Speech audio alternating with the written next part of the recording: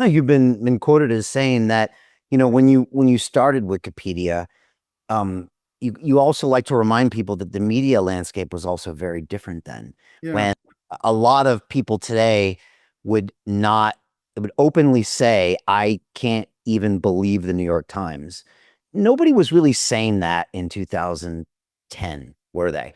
And that changed. I think you said to Tucker Carlson that kind of changed overnight at some point, and then you Yeah. saw Wiki kind of change with it. I wonder if you could speak on that because it's not entirely your fault, I would say. Definitely not. Well, actually, I think that the history of the media landscape is really fascinating, and this is the sort of thing where we can, if you're old enough, you can just think back about how it has changed. If you've been reading enough news since or watching news since the 1980s or 90s, then you've actually seen it unfold. So in the 1980s, in the early 80s, in the United States, it was the news was entirely dominated by the big three plus PBS and NPR, and that was where you got your news from. They presented a unified front. It was like a media monoculture, and then along came Fox News and Rush Limbaugh, which upset a lot of people, of course. And then soon after that, with the internet, when the internet became, well, widely used enough, it started making a difference to the media landscape. So that in the 2000s, you started to see things like World Net Daily and well, any number of other news sources. Epoch Times got a start around then, I suppose, and and of course Joe Rogan and others, and then they just kept building and building. Now, as we know, MSNBC fairly early on, I don't know even know if it was launched as a sort of opinion news. I don't think it was in the earliest days. I think it pivoted to something more like the Fox News model, and for a good decade or more, it was just Fox News and MSNBC that were essentially purveyors of opinion masquerading as news. And then about 2013, 2014, there were a number of high profile panels at the UN and other international organizations that began loudly decrying the rise of misinformation. Peter Thiel took $500,000 and turned it into $1 billion using the exact same techniques we're using inside the investment club. He met a CEO, his name was Zuckerberg. He pitched him the deal and he said, okay, I'll give you $500,000. Mark went public and sold the shares to people like you. Well, what happened to Peter? Well, he exited and got a 2,300x return. The wealthy invest in early stage companies, folks. The public markets are for suckers. It's a rigged game. By the way, this happens in crypto as well. It's called pre-sale tokens. This is Solana. Does anybody know this chain? They sold pre-sale tokens for 4 cents. And you can see the date on there, April 5th, 2018. Look at Solana today, folks. That thing's up over 1,000x. The media and Wall Street and all these hype people get you to buy the top. Meanwhile, they put their clients in at the bottom and they use you for liquidity to make their clients rich. You can play this same game. You just have to have the financial education and the deal flow. That's it. And this made a big difference. People, I think, don't realize just how enormous that was as a sort of watershed moment of how our society really changed. Because after that, it became like overnight okay to attack free speech as such.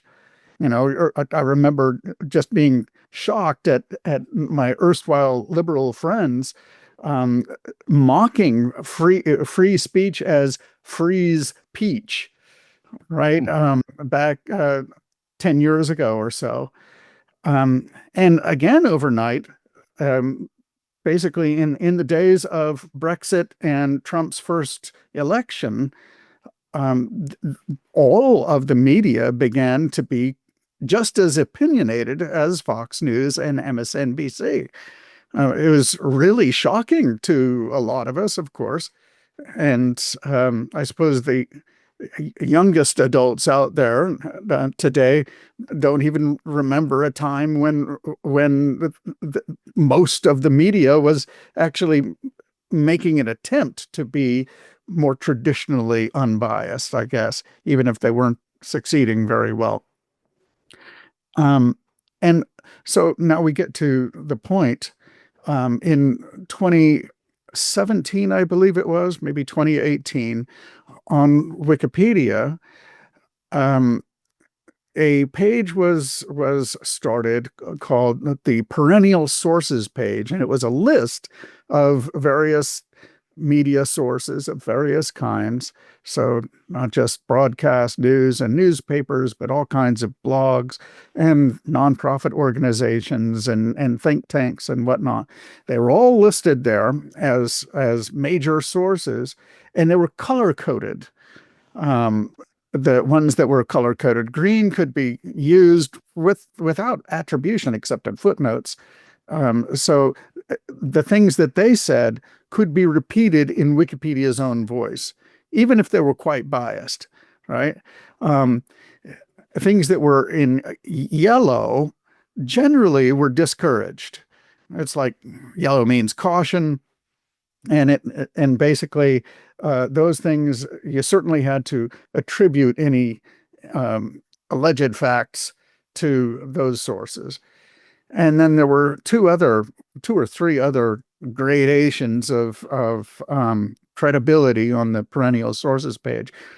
There was red and gray, and if something is red, basically it's a no-go. You're not allowed to use those sources, except perhaps to characterize what the source, information about the source itself. So you could use the source as a source of information about itself. And then the grade sources, that would include things like Breitbart and any number of others. This is not to slam Breitbart.